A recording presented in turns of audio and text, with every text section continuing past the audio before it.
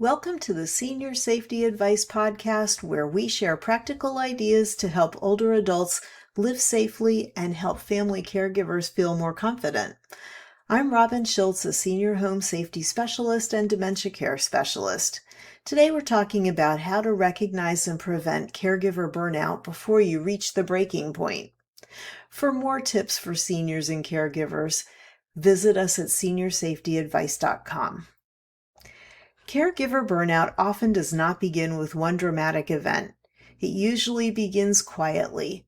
You agree to drive your parent to one appointment, but then you start managing their medications. Soon you're helping with groceries, bills, laundry, phone calls, and household repairs. Little by little, caregiving becomes part of nearly every day. You might not even think of yourself as a caregiver. You might simply think, I'm helping mom, or dad needs me right now. But when that help continues for weeks and months and years, it can begin to wear down your body and your emotions. Burnout happens when the demands placed on you keep growing, but your chances to recover, rest, and receive support do not. Many caregivers believe they'll deal with burnout when it happens. The problem is that by the time you clearly recognize it, you might already be exhausted. You might have trouble sleeping even when you have the chance to sleep. You might feel angry over small things. You might stop returning phone calls, cancel your own appointments, or lose interest in things that you normally enjoy. Some caregivers feel numb, others feel worried all the time. Many feel guilty because they believe they should be doing more even though they're already doing far too much. This is why preventing burnout matters. You do not have to wait until you're falling apart before making changes. One of the best places to begin is by being honest about what caregiving requires. Try writing down everything you do during a normal week. Include the obvious tasks like cooking, bathing assistance, transportation, and medication reminders. Also include the less visible work. You might be doing things like checking insurance paperwork, researching services, calling doctors, or answering repeated questions from your parent. You might be carrying the emotional weight of worrying about what will happen next. When you see the full list, you may realize why you're tired. That list can also help you decide what another person could take over off that list for you. Caregivers will sometimes tell us, well, people have offered to help, but I don't know what to ask them to do. So give them something specific to do. Instead of saying, I'll let you know, ask whether they can pick up groceries on Thursday. Ask a sibling to make 2 phone calls. Ask a neighbor to sit with your parent while you go to an appointment, or ask a friend to bring dinner once a month. A small, regular job can be more helpful than a vague offer of support. It's also important to stop waiting for a crisis before exploring outside help. Learn about local transportation, meal delivery, adult day programs, respite care, and senior centers before you urgently need them. You don't have to use every service, you're simply creating options. Knowing what's available can reduce the feeling that everything depends on you. Another way to prevent burnout is to protect small parts of your day. Caregivers often think rest only counts if they can take an entire day off, but that may not be realistic. A 10-minute break still matters. Maybe you just sit outside with a cup of tea, or you listen to music while your parent is resting, or maybe you just call a friend, stretch, read, or sit quietly without solving another problem.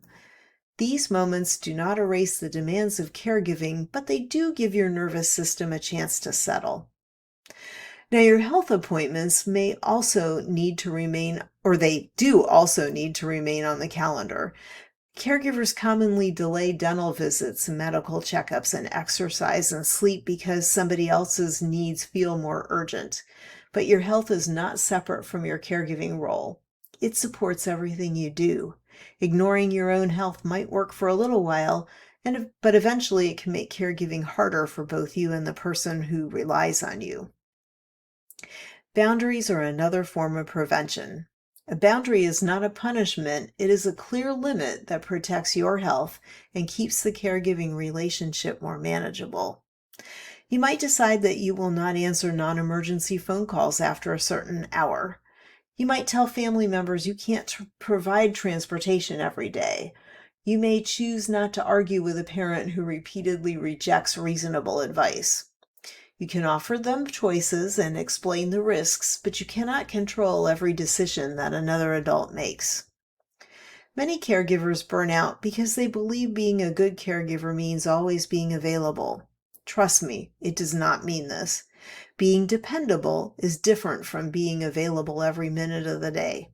You're still allowed to sleep and make plans for your own health and safety and enjoyment.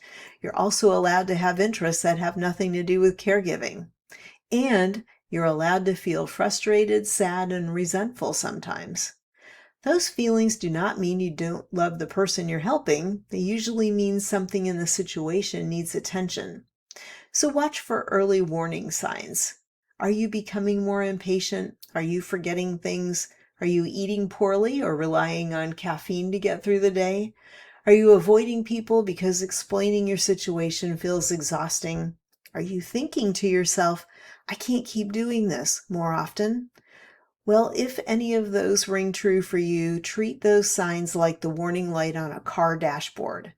Don't cover them up and keep on driving. Pause and ask what needs to change.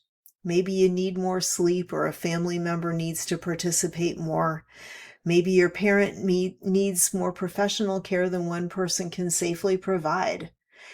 Talk with a counselor, caregiver support group, faith leader, doctor, or trusted friend.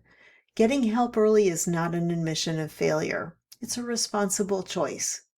Caregiving should never require you to disappear from your own life because you matter too. Your health matters, your safety matters, and your relationships and goals and peace of mind matter. So begin with one small change this week. Make one phone call or accept one offer of help. Protect 1 hour. Cancel one unnecessary obligation. Tell one person the truth about how you're doing. You don't need to fix everything today. The goal is to build support before exhaustion takes over.